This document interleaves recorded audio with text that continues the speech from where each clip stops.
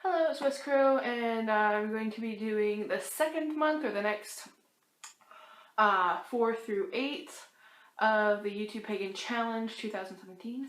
So I figured I can probably squeeze these all into one, and then I'm not sure, but I'm thinking next month I might break them up a little bit. Number 5, so it's number 5 through 8. Do you have any magical talents, psychic techniques, which you consider your specialty? Not really. I kind of dabble here and there everywhere. Nothing that's really my specialty. The core of my spiritual practice is just questioning myself, self-discovery, and a lot of internal type stuff. As far as witchcraft and practices along that way, my main go-to spell is petitions, writing on a petition, burning it, letting it smoke out, pouring water on it, and pouring that mixture onto the earth. That's my go-to one. That's what I typically do. I wouldn't really call it a specialty though. If there's anything that I have a specialty at, it's blocking, whether that's like emotional or spiritual or energetic, psychic. I'm really good at blocking. Sometimes more than I should be. Sometimes so much so that it's not for my own good. It's been my self-defense mechanism ever since I was little. Getting yelled at, just shut down. Start getting freaked out over something, block it out. Anytime there's been an intense stress like that, getting yelled at, or I used to see things a lot when I was a kid. I don't know what they were. I thought they were ghosts or spirits or fairies or things like that. When I was younger, I would see them in the curtains. I'd see them in the shadows. I remember being in my crib, seeing something walk into my room, walk to the far wall, and it started changing colors and shapes. And I remember standing up in my crib and crying for my mom or my dad or somebody, and they just told me to, it was just a dream, to settle down, go back to bed. But I remembered the whole process. Like, there was no weird moment for me of waking up. And that's like a really early memory for me. It's one of my earliest memories. So I don't know what the hell that was all about. It could have been a weird in-between dream state. But I was told ever since I was little, like, I would start asking questions about my grandpa's dead dog that I wasn't supposed to know about and things like that. I was told by everybody in my family to just ignore these things, stop talking about them, and just ignore them. They're not there. You don't have to worry about them. Just pretend they're not there. So I guess that's probably where I became good at blocking things. To the point now where it's, if I want to see something, I have to really try, or I have to get into the right mindset. It's not just something like I'll see it randomly like I used to when I was a kid. But I think everybody's a little bit more closer to that type of stuff when they're a kid anyways. But emotionally, it was self-defense to just shut down when bad things were happening. I was told as a kid that kids are supposed to be seen and not heard, so I wasn't allowed to talk back. I wasn't allowed to defend myself. I had to just, sit there and take it. So over the years, I became very good at blocking things, whether it's with people or in a spiritual realm. I think I've become pretty good at blocking things. It might have been self-preservation to block things out, but I don't want to like cut myself off completely.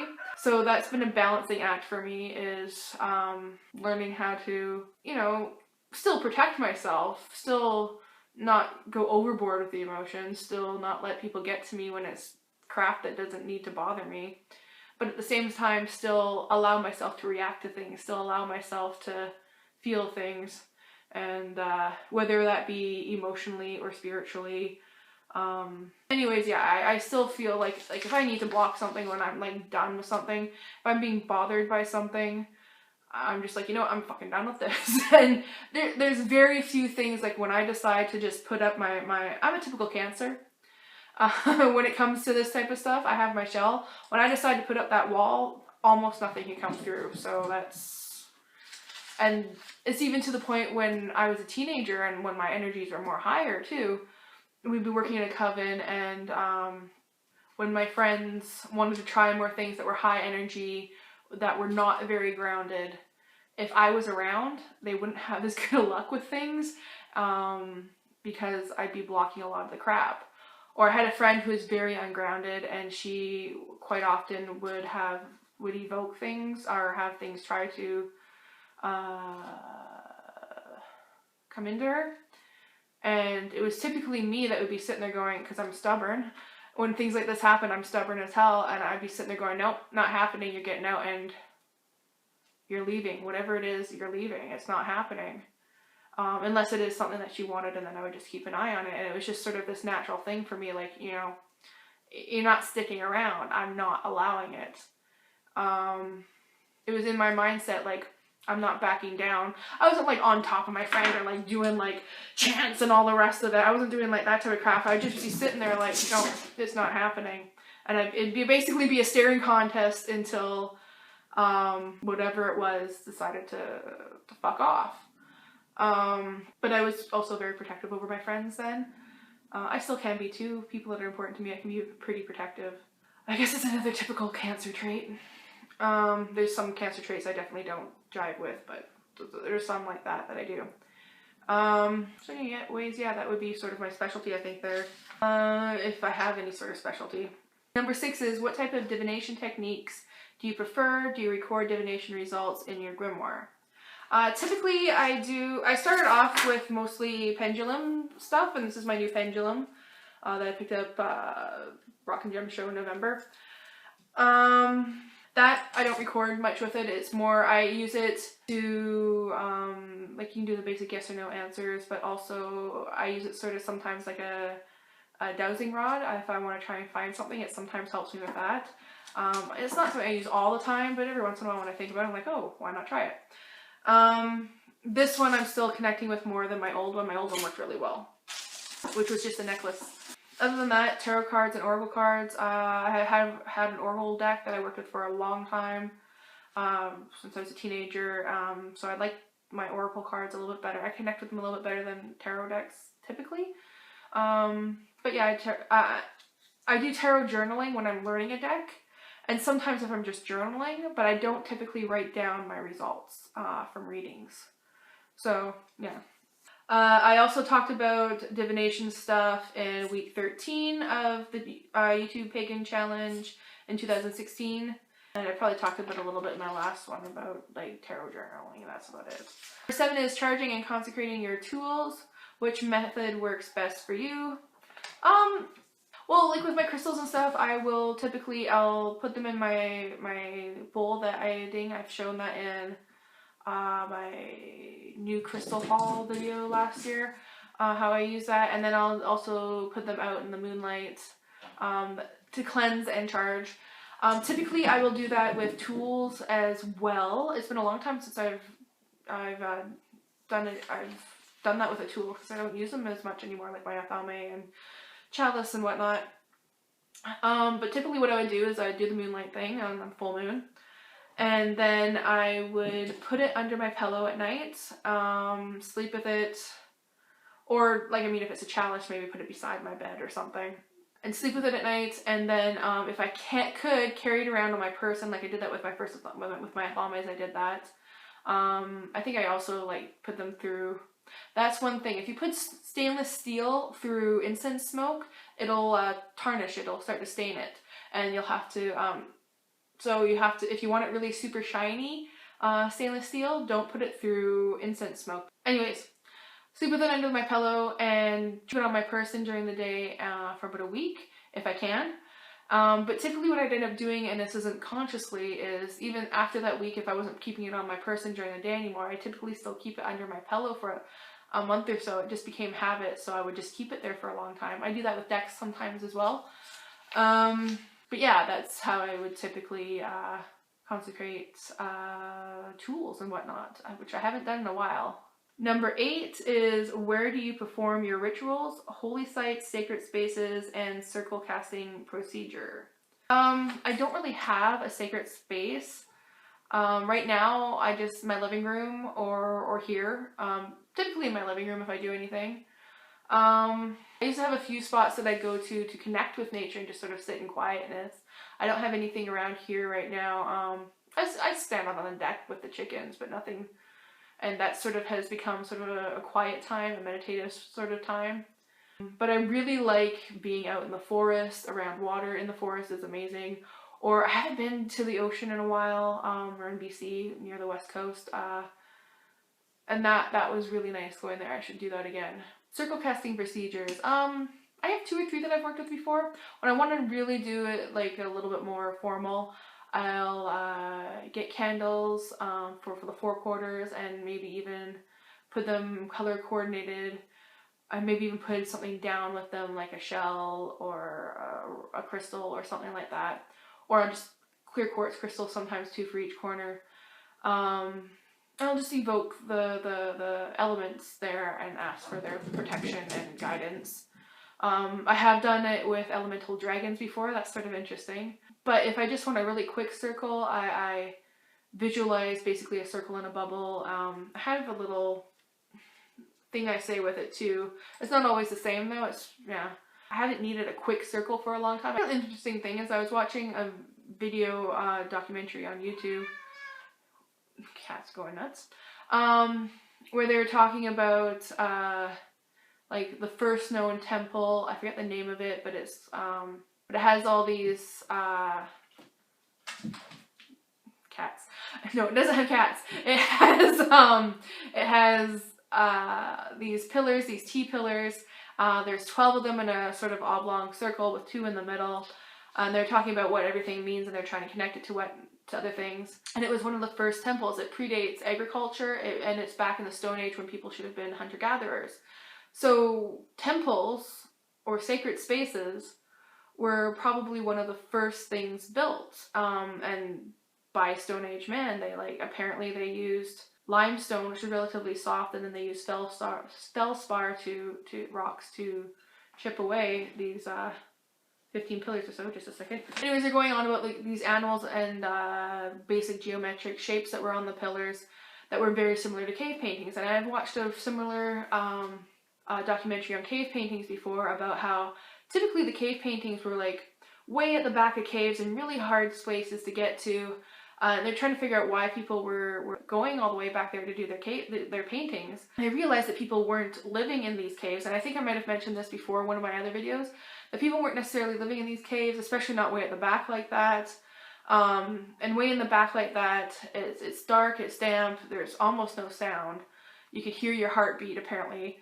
And so they're wondering why they went all the way back there to do these paintings, because it wasn't a hey, I was here to mark for other people, because that would have been near at the fronts of the cave. These were way at the back in hidden places and whatnot. Then in that same documentary, they went to a tribe in Africa who their ancestors not too long ago were doing the same things before they had to move their tribe to a different area. And it's my cat drinking water, in case you're wondering. But very similar drawings. Not just like animals and whatnot, but like the shapes and patterns and stuff were similar. So they started, hanging out with these people and wondering what's going on. They witnessed some of their ceremonies, and they get into trance-like states, and the shaman would come back and tell them all about like what was going on. He'd see like these weird animals and like the shapes and whatnot. And basically what they were finding out is what was going on is that it's very easy for humans to go into a trance-like state. You don't need drugs, although drugs are a way to do it. Sensory deprivation can do it. So what they're thinking is that we were going into these caves for sensory deprivation, spiritual type moments, and then recording what we saw in our dream journeys on the walls and whatnot. And it was a very sacred, spiritual type of thing. It's probably one of the first type of spiritual practices we had going on way back in like caveman days. So anyways, what this has to do with the temple is that they are very similar drawings and whatnot to this temple. So I'm thinking, if you think of hunter and gatherers and they're like wandering around everywhere, the people that are going to have the most knowledge are going to be the older people, and they're not going to be able to carry around moving with the tribe as frequently. So maybe what I'm thinking, my idea is that they set up these sacred spaces in these temples. They made their own temples. Instead of these older people having to crawl way into the back of these caves, they set up their own temples to mimic the cave-like dark sensory deprivation thing going on, where first so that the elders could pass on their knowledge, And then eventually it became more of a shaman thing to stay in these places, and shamans turned into priests, so on and so forth. If you think about it, this would be the place where all the other tribes would, like, they would probably check in every so often. All the different little tribes, clans that were around would probably come and check in at these places every so often if they were still hunting and gathering. They might even have festivals every couple of years where everybody comes together and says hi, probably things of that nature. And so these temples, these sacred spaces were probably one of the first things we started to do as groups, even before agriculture. And that's probably how we've had religion and our government officials for most of our history so combined together, because in these places, the shamans weren't just the people who bordered this world and the other world. They didn't just bridge this world to the other world. They also bridged time, because in these sacred spaces, it was almost like time stood still. They didn't follow, like, they followed the seasons, but they didn't follow the seasons to the same extent that the other hunter-gatherers did. They didn't follow the herd. They didn't move from place to place. They stood still. It was like time, for, if you could think about it back then, it would almost be like time stood still in that space. It was a very sacred space where time wasn't the same as it was for the other hunter-gatherers in their regular daily life. So the shamans and eventually the priests, priestesses, would probably have also been a symbol for bridging time from a more sacred stillness type of time to a more diverse, moving type of time, which made me think of the Fates. I could see the Fates evolving in this type of space, deciding what was going to happen with different people and their lives, and or even just environmental things that were going to happen, catastrophes or good hunting time, whatever, the good and the bad and all the rest of it. You could almost sort of connect with it there, and I could see people wanting to go to these sacred spaces to sort of, even if they didn't at that earliest time view them as people, but just as energies of some sort, asking for help with things or asking for certain things to happen. I could see that being like almost the beginning of missions and the magic, more like how we know it now. And then I could see over time how it would be easier to ask for help and whatnot, by personifying these energies of the Fates, by making them more human so that you could talk to them, so you could communicate with them more on a more human type level. So it was like you're actually asking somebody for help, and you're going to these sacred spaces, these temples where time sort of stood still, because the people there didn't travel, the place didn't move like everything else in their lives did. So what was my point of this whole rambling here?